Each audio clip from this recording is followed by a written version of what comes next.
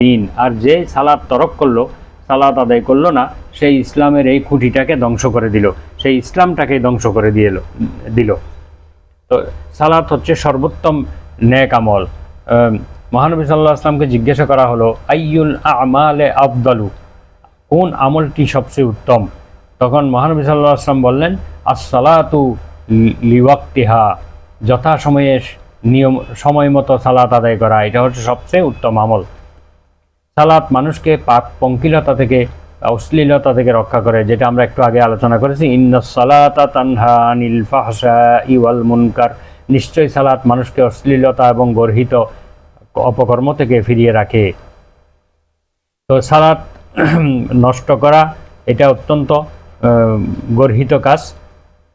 আল্লাহ তাআলা বলেন, আদাউস সালাতা ওয়াত্তাবাউস শাহাওয়াত, কিছু লোক তারা সালাতকে নষ্ট করে দিল এবং প্রবৃত্তির অনুসরণ করলো।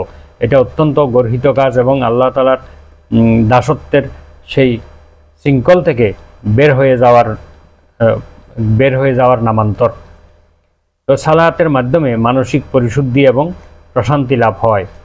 মানুষ যখন আল্লাহ তাআলার উদ্দেশ্যে, একজন মুমিন বান্দা যখন আল্লাহর উদ্দেশ্যে পবিত্রতা অর্জন করে, পবিত্র পোশাকে, পবিত্র স্থানে যখন সেই সালাতের জন্য দাঁড়িয়ে যায়, তখন তার সমস্ত ক্লান্তি, শ্রান্তি, অবসাদ দূর হয়ে মানসিক প্রশান্তি আনয়ন করে।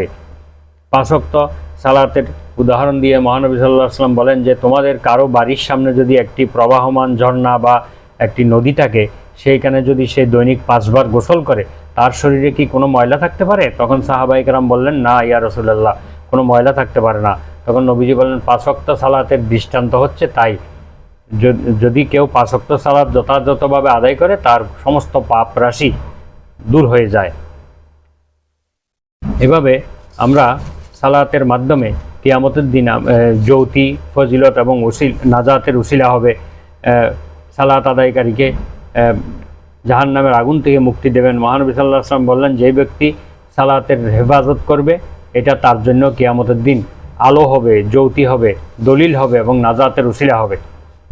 আর একজন মুমিনের পরিচয় হলো সেই সালাত আদায়কারী হবে।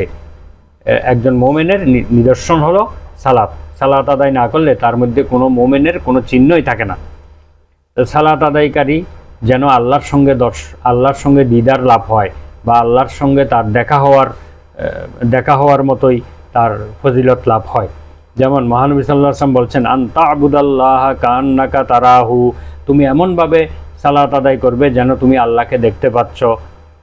ফা ইন লাম তাকুন তারাহু ফা ইন্নাহু ইয়ারাকা,